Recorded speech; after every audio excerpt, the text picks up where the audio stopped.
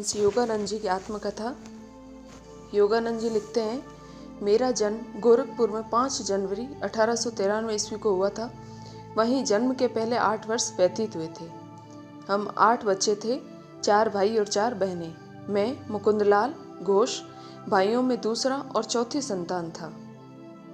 मेरे माता पिता बंगाली क्षत्रिय थे, दोनों ही संत प्रकृति के थे। माता पिता के बीच आपसी सामंजस्य चारों ओर चलने वाले 8 नन्हे जीवों के कोलाहल का शांत केंद्र था। मेरे पिता श्री भगवती चरण घोष दयालु, गंभीर और कभी कभी कठोर थे।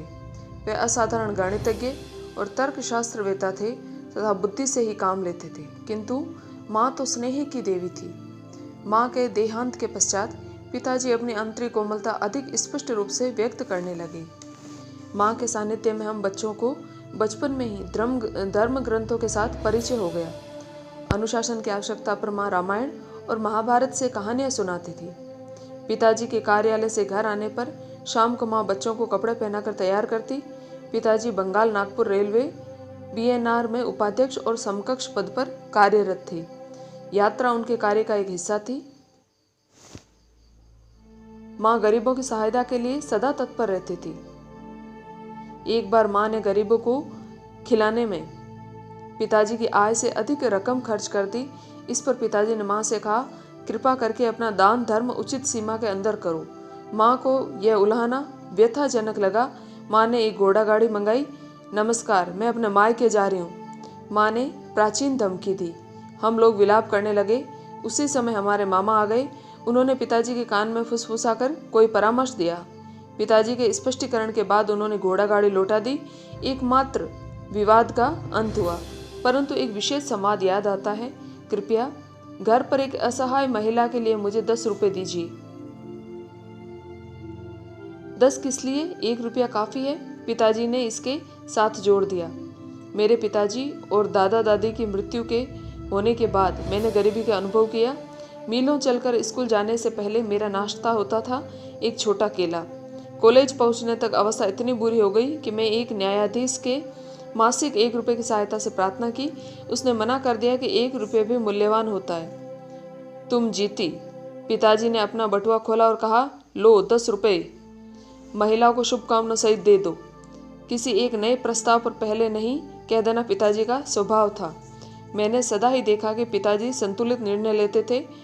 यदि मैं पक्ष के अच्छे तर्क प्रस्तुत कर देता तो वे मेरी इच्छा पूरी कर देते, चाहे वह छुट्टियों में भ्रमण की बात हो या नई मोटरसाइकिल की।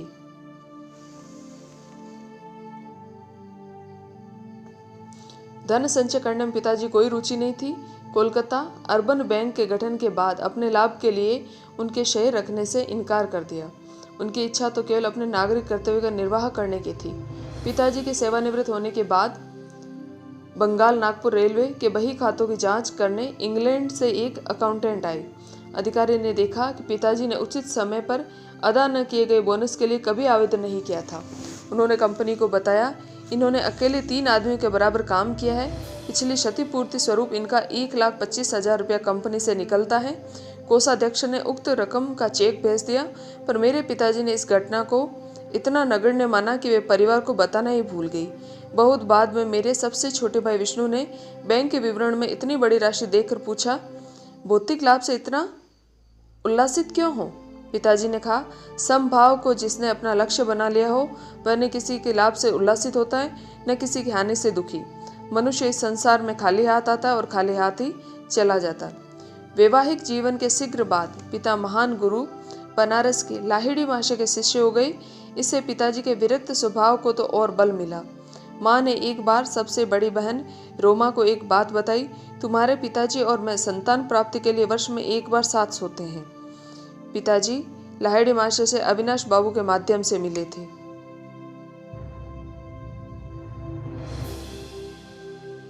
बचपन में अविनाश बाबू मुझे भारतीय संतों की कहानी सुनाया करते थे। वे सदा अपने गुरु की महिमा के विषय में कहकर ही कहानी समाप्त करते। तुमने कभी सुना है, किसी असाधारण परिस्थितियों में तुम्हारे पिताजी लाहिड़ी महाशय के शिष्य बने? अविनाश बाबू ने मेरी उत्सुकता जगाने का यह प्रश्न मुझसे किया। तुम्हारे जन्म से कई वर्ष पहले मैंने अपने वरिष्ठ अधिकारी अर्थात तुम्हारे पिताजी से अपने गुरु का दर्शन करने हेतु बनारस जाने के लिए 1 सप्ताह की छुट्टी की याचना की। पर तुम्हारे पिताजी ने उपहास किया। उन्होंने कहा, क्या तुम कट्टरवादी बनना चाहते हो? यदि जीवन में आगे बढ़ना चाहते हो तो अपने काम पर ध्यान दो। उस दिन उदास होकर मैं घर जा रहा था कि पालकी पर सवार तुम्हारे पिताजी से मेरी मुलाकात हो गई। उन्होंने पालकी और नौकरों को विदा कर दिया और मेरे साथ चलने लगे। वे सांसारिक सफलता के लिए प्रयास करने के लाभ समझाने लगे, पर मेरा हृदय बार बार यही पुकार रहा था, लाहिड़ी महाशय, मैं आपके दर्शन के बिना जी नहीं सकता। हम लोग चलते चलते एक सुनसान मैदान में पहुंच गए।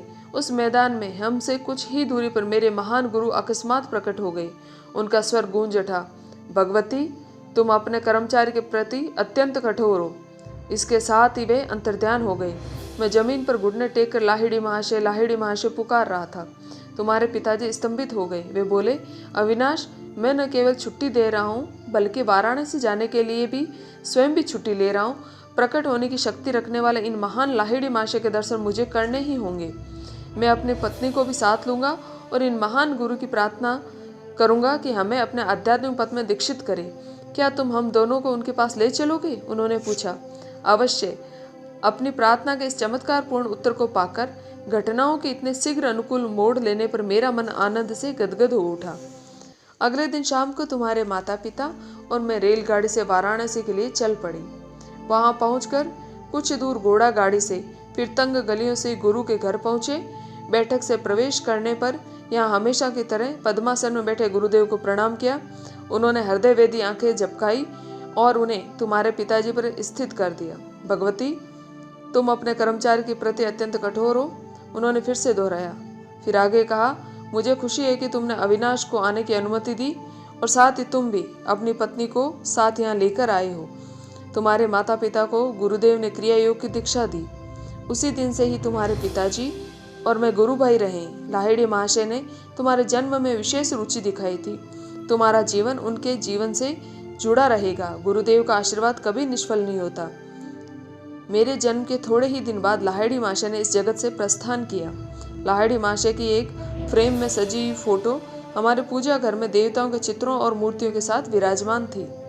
लगभग रोज ही सुबह और शाम माँ तथा मैं उस पूजा वेदी के सामने ध्यान लगाकर बैठते थे। संयुक्त भक्ति द्वारा हम उस ईश्वरत्व की पूजा करते जो लाहिड़ी महाशय में था।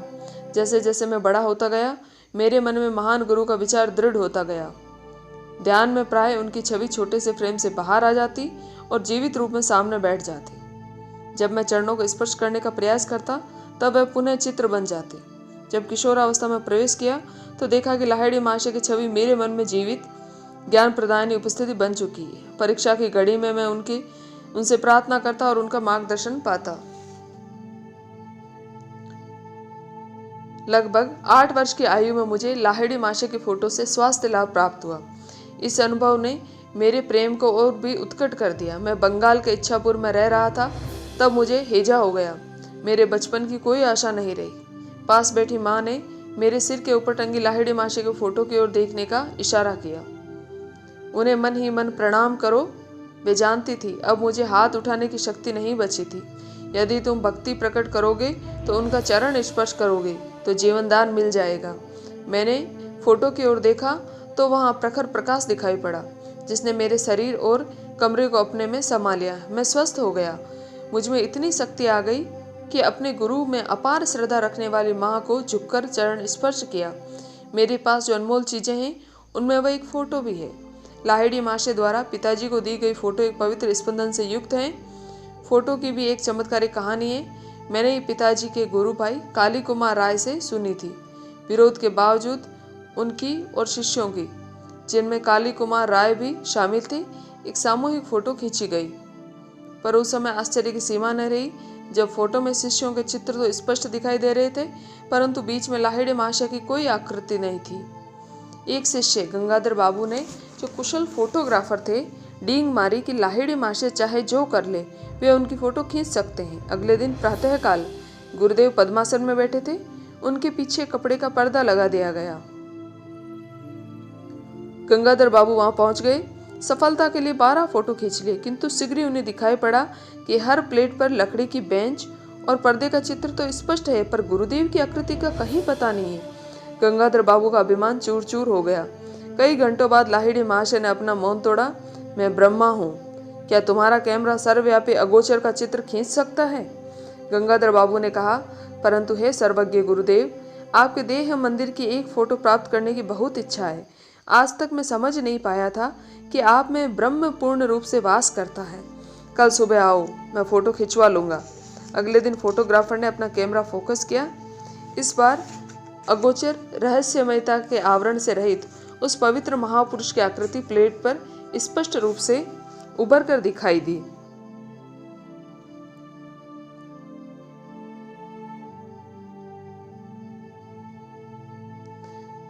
सांचे में ढली लाहिड़ी माशे की मुखाकृति से पता नहीं चल पाता, उनके रहस्यमय मुस्कान में ईश्वर साक्षात्कार के आनंद की कुछ कुछ झलक दिखाई देती है। बाह्य जगत में नाम मात्र की रुचि का संकेत देती आंखें आंतरिक परमानंद का संकेत करती हुई आदि बंद भी हैं।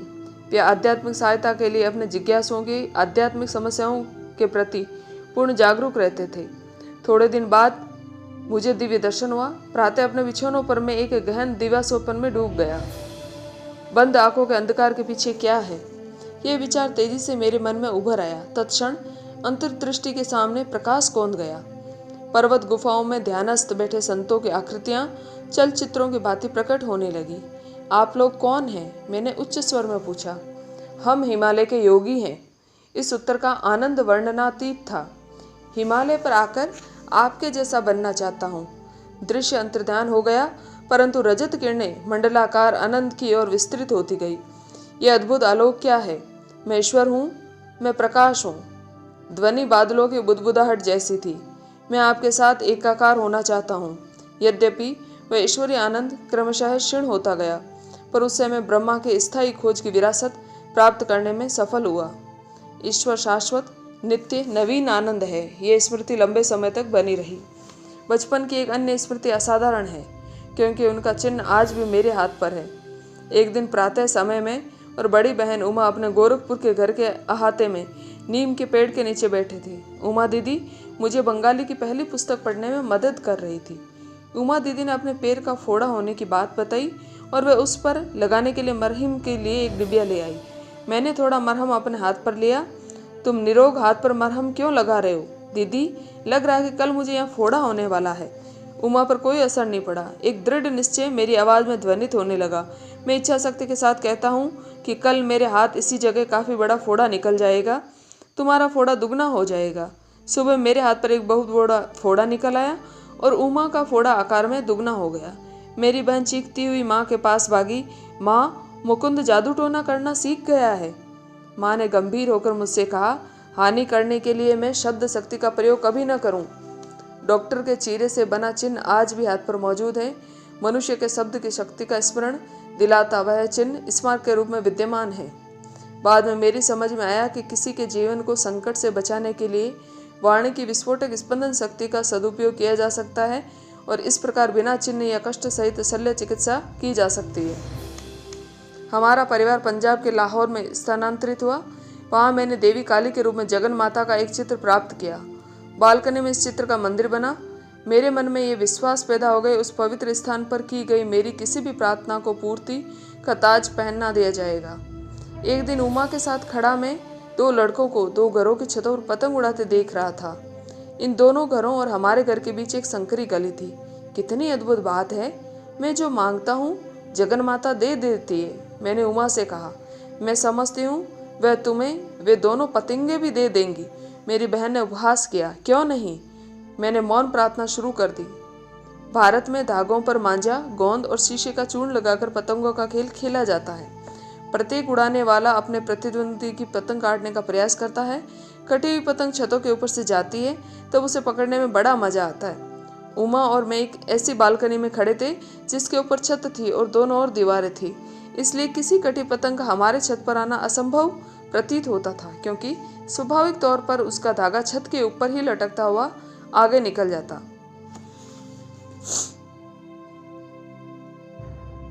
मैंने तीव्रता से अपनी प्रार्थनाएं जारी रखी। उस दूसरे पतंग उड़ाने वाले के जोर से झटका मारने के कारण उसका धागा भी टूट गया। हवा में नाचती हुई पतंग मेरी ओर आने लगी।